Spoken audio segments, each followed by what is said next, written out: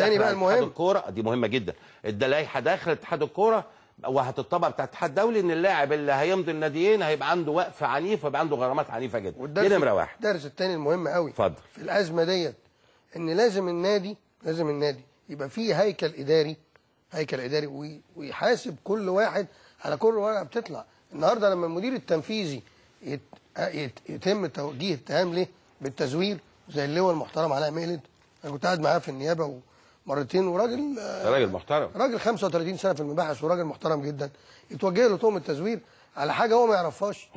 خلي بالك دي مسؤوليه القانوني والمالي. ازاي يقول لك انا مش عارف؟ القانوني والمالي انا مش عارف. النهارده انا في اداره انا بثق فيها بمضي والورق بيطلع، النهارده انت توديني السجن وهو يفترض عدم الثقه في ادارته الماليه. لازم النهارده لازم النهارده لو في دوره مستنديه مظبوطه، عمرنا ما كنا هنقف على هذا الخطأ ابدا. انا قلت لحضرتك ان نادي الاتحاد السكندري سبع افراد بيوقعوا على اذن الصرف للاعب، 7 وبيطلع بشيك.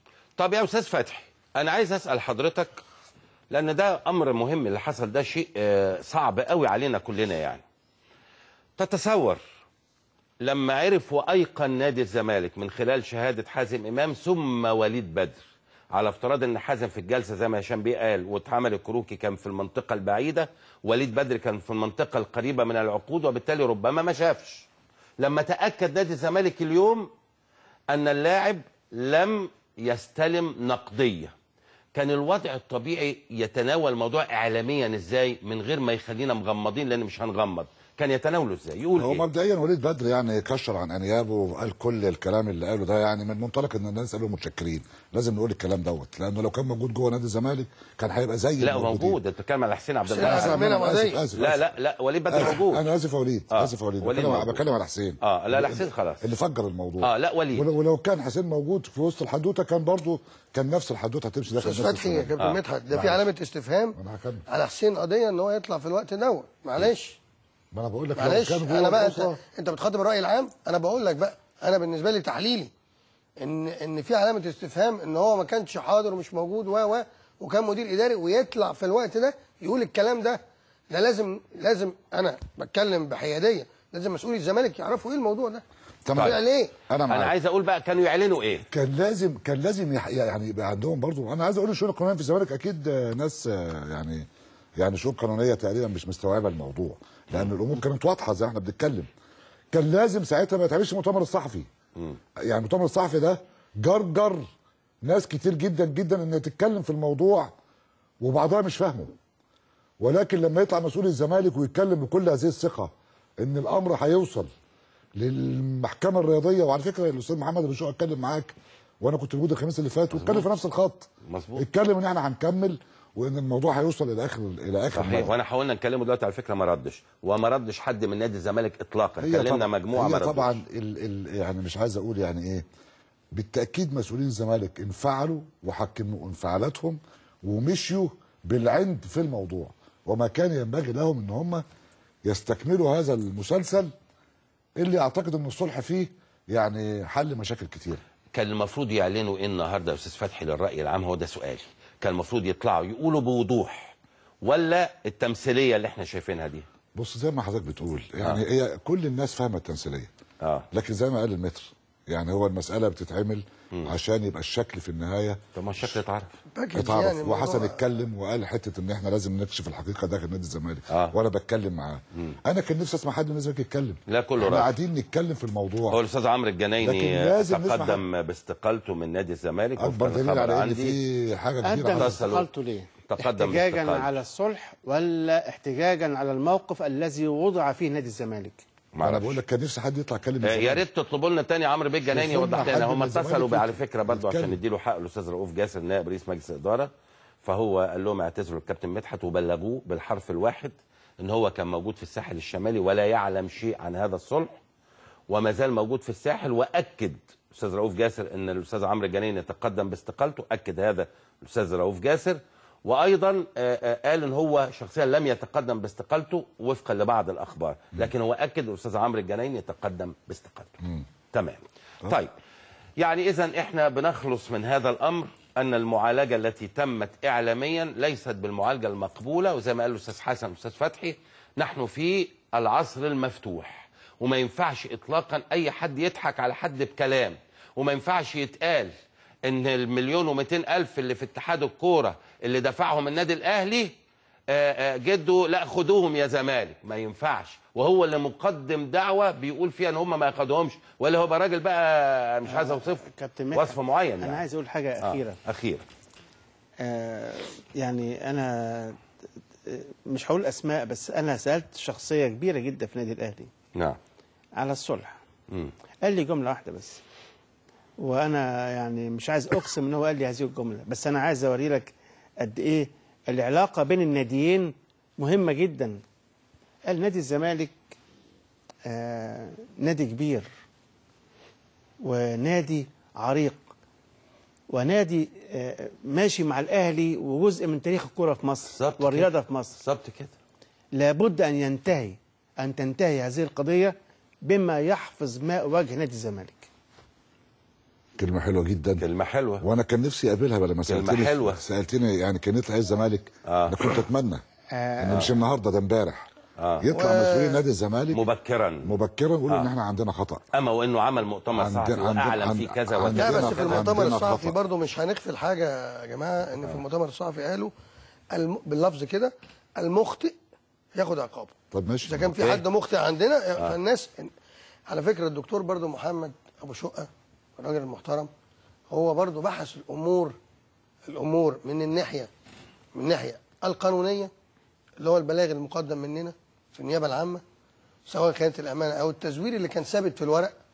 فهو الراجل درءا ده راجل محامي جنائي عريق ومكتب محترم وناس ليهم قضايا شهيره. منتهى الاحترام بصراحه. واخد بال حضرتك؟ وبالتالي هم غلبوا صوت العقل، لان هم يهمهم ايه في الاول وفي الاخر؟ يهمهم ان هي قضيه تنتهي. احنا طب انا عندي سؤال ليك يا هشام بيه، بس خليني ان هو اتصل وعايز يقول وجهه نظر الاستاذ كابتن حسين عبد المنعم. كابتن حسين مساء الانوار. مساء الخير يا كابتن مدحت. يا اهلا وسهلا يا مرحبا. ايه اخبارك يا كابتن؟ الله يخليك يا كابتن. حضرتك كنت مدير اداري نادي الزمالك السابق. وطي التلفزيون يا كابتن بعد اذنك.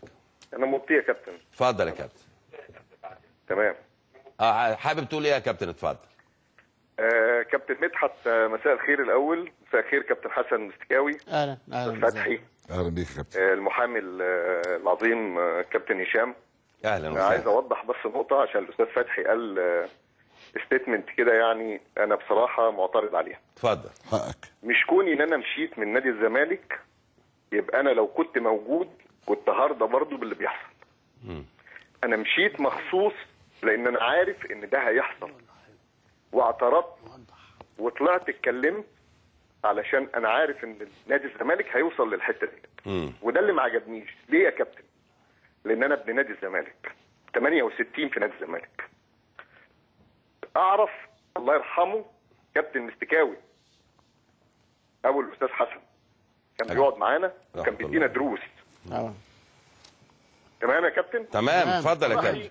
خطوبتي معموله في الصاله بتاعت نادي الزمالك، حاضرها الكابتن المرحوم حسن حلمي والكابتن علاء الحمولي.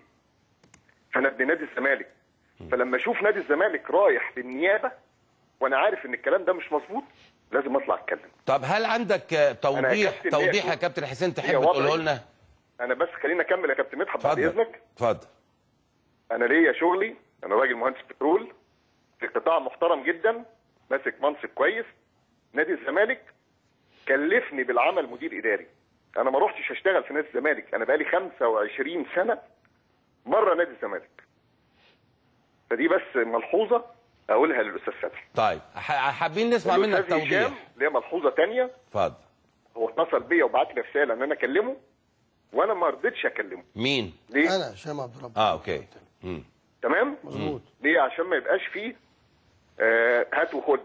انما لو رحت شهدت فدي شهاده قدام ربنا. لازم اقولها. وانت راجل محترم جدا. الشهاده تاني اللي انا بقوله واكرره اللي انا قلته مع سيد عبد الحفيظ، انا ما طلعش من عندي ورق يقول ان جده خد فلوس. اللي طلع ورق يقول انه خد فلوس.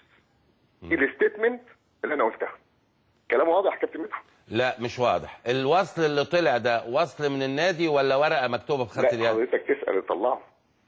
مش حضرتك كنت موجود بتقول؟ لا انا ما كنتش بقول لحضرتك، وانا مدير اداري في نادي الزمالك ما طلعش من عندي ورق يقول ان جده هياخد فلوس. اوكي. وهياخد فلوس بناء على ايه؟ هو راجل مقيد في النادي؟ لا ممكن ياخد داون بيمنت عادي. داون بيمنت بعد ما العقد بيتوثق. طيب دي المعلومات اللي حضرتك قلتها يعني. تمام. خلاص يا كابتن، هل تحب تقول اي حاجه تانية؟ في يا كابتن مدحت. اشكرك يا كابتن حسين، اشكرك شكرا جزيلا. شكرا جزيلا. اعتقد احنا الامور واضحه وضوح الشمس، والناس اللي بتتفرج علينا عرفت كل التفاصيل، وانا ما زلت عند رايي مش هغيره، ان اي امر من الامور لابد ان يوضح الراي العام، لان الراي العام هيعرف وبالتالي كان الاجدى من وجهه النظر المتواضعه، واعتقد حسن بيه اتفق معايا، ربما فتحي بيه له وجهه نظر متوازنه، يعني قال الموضوع باكج وكذا وكذا، برضو هذه وجهه نظر اكيد، لكن انا بايده برضو في موضوع وانت بتايده اكيد، لكن في النهايه الناس هتعرف. كنت اتصور ما دام الناس هتعرف اقسم لك بالله العلي العظيم النهارده من لحظه انتهاء اقوال وليد بدر في النيابه لغايه لما جيت لك جالي مليون، يعني مش عايز اعد عشان اقسمت بالله بقى، من شخصيات معروفه كلهم عارفين اللي انا بقوله، يعني مش سر. انت بتطبق خلي بالك مبدا محكمه النقد اللي بيقول الغش يفسد كل شيء. برافو. فكان اوتوماتيك على طول، كان اجدى بنادي الزمالك ما دام هو قال المخطئ يحاسب، كان الاجدى بيه بدل ما يعمل هذه الاوراق ويتصور ان الراي العام كله هياخدها زي ما هي، كان يطلع يقول يعترف. طب ما انا قلت لك انه مش كده برضه يعترف ويدور على المتهمين جوه النادي ويقول، مش يقول بقى المليون و200 الف. انا موافق على الباكج عشان الزمبريطه بتاعت عشان القضيه تخلص، يعني عشان القضيه تخلص زي ما محمد، لكن الراي العام الراي العام يعرف. في المقابل نقول بقى الغلط اللي عند نادي الزمالك ايه، والراي العام يعرف، وعايزين يدوروا بقى الغلط في بقيه الاطراف، يدوروا لو في اطراف فاسده في قطاعات اخرى يدوروا عليها في تحقيق تاني، والراي العام يعرف كل حاجه. ده مهم جدا. اوكي، احنا هنشكر هشام بيه. هشام بيه ده جميل. عايز اقول لك مبروك، واكيد حضراتكم عايزين تقولوا له مبروك، لانه قاد القضيه باحترافيه شديده وباحترام شديد وبالتالي يعني بوينت ليك في هذه القضيه. يا ريت عنوان المكتب بس. الله محمد نصر على الشيخ. وبنؤكد ان الصلح قد بدا فين؟ في مودرن سبورت، وانا بشكر قناه مودرن سبورت، لان على قناه مودرن سبورت تم توجيه رساله مني، رساله من الاستاذ بقى ابو شقه. وانا عملت مداخله مع سعادتك، وربنا يكرم القناه، ربنا يخليك ويكرمنا، والحمد لله رب العالمين.